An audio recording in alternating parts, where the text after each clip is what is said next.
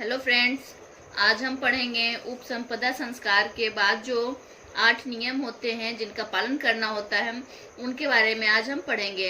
अर्थात 8 उपसंपदा संस्कार के 8 नियमों को जानेंगे। ठीक, और उसके बाद जो उच्च शिक्षा में दो प्रकार के जो पाठ्यक्रम होते हैं, धार्मिक शिक्षा और लौकिक शिक्षा, उसके बारे में जानेंगे। और बौद्ध शिक्षा प्रणाली के लिए जो शिक्षा के केंद्र हैं वे कहाँ कहाँ पे हैं, इसके बारे में हम लोग आज चर्चा करेंगे। तो आइए स्टार्ट करते हैं हमारा आज का वीडियो। ठीक है, तो पहले हम जानेंगे उपसंपदा संस्कार के बाद जो भिक्षुक होते हैं उनको 8 नियमों का पालन करने होते हैं, वे निर्देश क्या क्या था। ठीक है, किन 8 नियमों का पालन करना होता था भिक्षुकों को, हमें इसकी जानकारी आज लेनी है। ठीक है, तो हमारा पहला है साधारण वस्त्र पहनना। ठीक है, जो भिक्षुक होते थे उन्हें साधारण वस्त्रों को पहनना होता था। किसी भी प्रकार के मतलब साज सज्जा या ज्वेलरी या किसी भी चमकदार कपड़ा, ऐसा कुछ नहीं। उनके लिए भी साधारण वस्त्र जो है उनको धारण करना होता था, एक भिक्षुक के भांति। दूसरा है वृक्षों के नीचे वास करना। ठीक है, उनके रहने का जो स्थान था वो वृक्ष के नीचे माना जाता है या कहा गया है इसके अनुसार। ठीक है, फिर है हमारा तीसरा भिक्षा मांगकर भोजन ग्रहण करना। जो उपसंपदा संस्कार के बाद जो भिक्षुक होते थे उन्हें जो है भोजन भिक्षा मांगकर ही भोजन को ग्रहण करना होता था। ठीक, फिर है चौथा हमारा चोरी न करना। जो भिक्षुक होते थे उन्हें चोरी न करना, यह भी नियम थे। चाहे वह स्थिति कैसी भी हो, उन्हें चोरी का मार्ग नहीं अपनाना है, चोरी नहीं करना है। उसके बाद पांचवा हमारा है जीव हत्या न करना। ठीक है, तो उन्हें जीवों की हत्या नहीं करनी है। फिर छठवां है अलौकिक शक्तियों का दावा न करना। जो भिक्षुक होते हैं उनके पास कुछ शक्तियां ऐसी होती हैं तो उन्हें जो है अपने शक्तियों का दावा नहीं करना चाहिए कि हम तुम्हें श्राप दे देंगे, तुम भस्म हो जाओगे, या मेरे पास बहुत सारी शक्तियां हैं, मैं तुम्हें मतलब बहुत ऊंचे स्थान पर ले जा सकता हूँ। मतलब इस तरह की जो अलौकिक शक्तियों का दावा उनको नहीं करना है। फिर सातवां है हमारा स्त्रियों से यौन संबंध न स्थापित करना। इसमें जो उपसंपदा संस्कार के बाद जो भिक्षुक होते हैं उन्हें पूर्णतः जो है एक मतलब भिक्षुक का एक मतलब सन्यास का जीवन व्यतीत करना है। उन्हें स्त्रियों के साथ किसी प्रकार का कोई संबंध स्थापित नहीं करना है। ठीक है, फिर है आठवां हमारा औषधि के रूप में गौमूत्र का सेवन करना। तो जो भिक्षुक होते थे उन्हें औषधि के रूप में जो है गौमूत्र का सेवन करना था। ठीक है, तो ये हमारा हो गया 8 जो है कि उपसंपदा संस्कार के 8 नियम। ठीक है, अब हम जानेंगे कि जो उच्च शिक्षा में पाठ्यक्रम के 2 प्रकार थे, धार्मिक शिक्षा और लौकिक शिक्षा, वे क्या हैं उनके बारे में हम लोग आइए जानते हैं। तो हमारा जो है धार्मिक शिक्षा और लौकिक शिक्षा। उच्च शिक्षा में 2 प्रकार के पाठ्यक्रम प्रचलित थे, तो हम जो है एक एक करके उनके बारे में जानेंगे। पहला हमारा है धार्मिक शिक्षा। इस पाठ्यक्रम के अंतर्गत बौद्ध धर्म के प्रचार एवं निर्वाण प्राप्ति के लिए शिक्षाएं दी जाती थी। निर्वाण कार्य का अर्थ होता है मोक्ष प्राप्त करना। जब महात्मा बुद्ध की मृत्यु हुई थी उस समय को जो है बौद्ध धर्म में महापरिनिर्वाण कहते हैं। सबसे बड़ी मोक्ष महात्मा बुद्ध को ही मिला। ठीक है, ऐसा कहा जाता है। इसके अंतर्गत 3 ग्रंथों का ज्ञान करवाया जाता था। ठीक है, वे 3 ग्रंथ क्या हैं हम लोग आज जानेंगे। 3 ग्रंथ का ज्ञान करवाया जाता था जिन्हें हम त्रिपिटक कहते थे। जो 3 ग्रंथ होता था जिनका ज्ञान करवाया जाता था उन्हें हम लोग त्रिपिटक कहा जाता था या है। ठीक है, पहला हमारा है विनय पिटक, सूक्त पिटक, अभिधम्म पिटक। ठीक है, इसका ज्ञान करवाया जाता था तथा किस प्रकार मोक्ष प्राप्त होगा इसे भी बताया जाता था। ठीक है, सांसारिक दुखों से मुक्ति हेतु बुद्ध ने अष्टांगिक मार्ग पर चलने की बात कही है। जो मोक्ष प्राप्ति का मार्ग था उसे अष्टांगिक मार्ग कहते थे। तो जो अष्टांगिक मार्ग किसे कहते थे, जो मोक्ष को प्राप्त करने का जो मार्ग होता था उसे अष्टांगिक मार्ग कहते थे।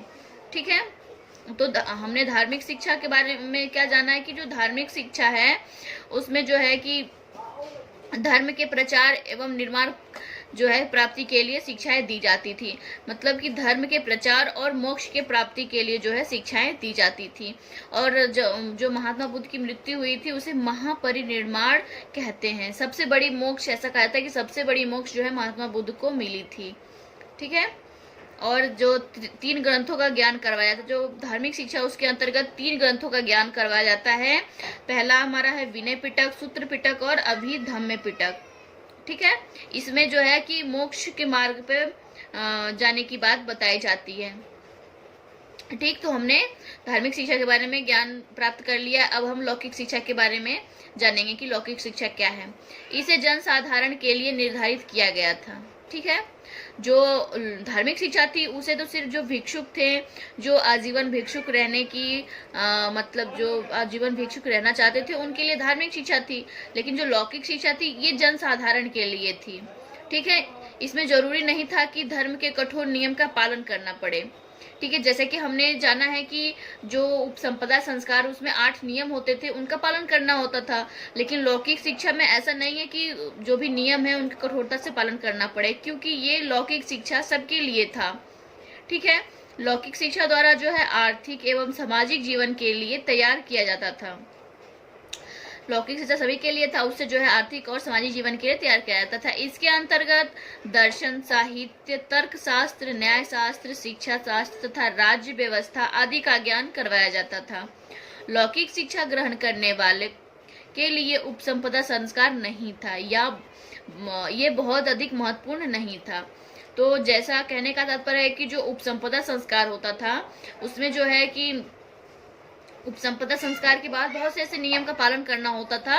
तो ये भिक्षुकों के लिए था जो आजीवन भिक्षुक बनना चाहते थे। लेकिन लौकिक शिक्षा में जो है उपसंपदा संस्कार का कोई महत्व नहीं था, ठीक है। इसमें जो है इसमें जन साधारण था, इसमें जो है व्यक्ति स्वतंत्र था, ठीक है। इसमें कठोरता से जो धर्म के नियम उनका पालन करना नहीं पड़ता था। तो ये हमारा हो गया लौकिक शिक्षा, ठीक है। अब हम पढ़ेंगे जो बौद्ध धर्म की जो शिक्षा है वे उनके केंद्र कहाँ कहाँ पे हैं, तो हम इसके बारे में जानते हैं। तो शिक्षा के केंद्र, तो शिक्षा के केंद्र में हमारा पहला है तक्षशिला।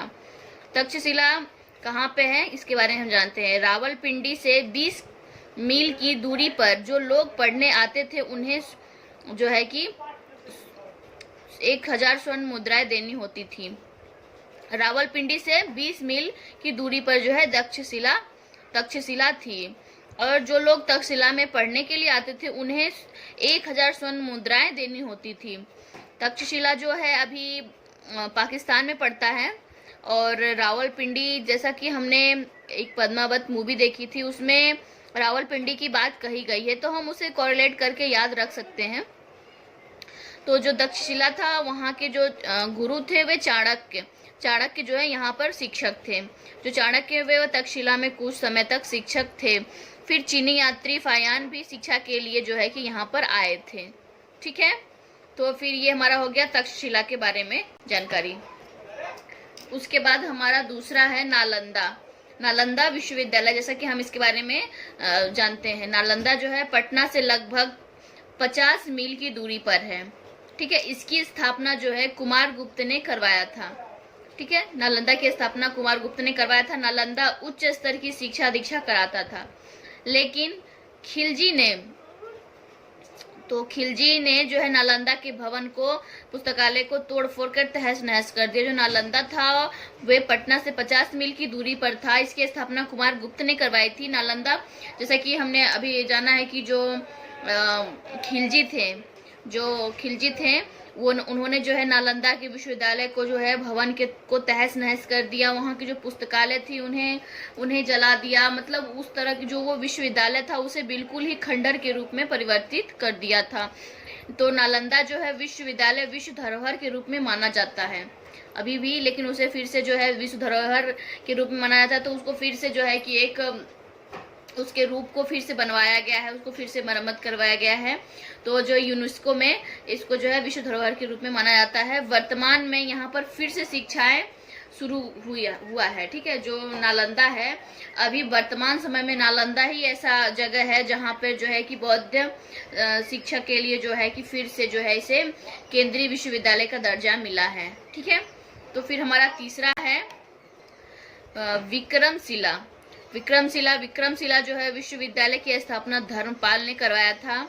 ये इस समय बिहार के भागलपुर में है। ठीक है, उसके बाद हमारा है बल्लभी जो है गुजरात में स्थित है। यहाँ पर बौद्ध धर्म की शिक्षा जो है दी जाती थी। फिर मिथिला बिहार में स्थित है, जिसे मगध भी कहते हैं।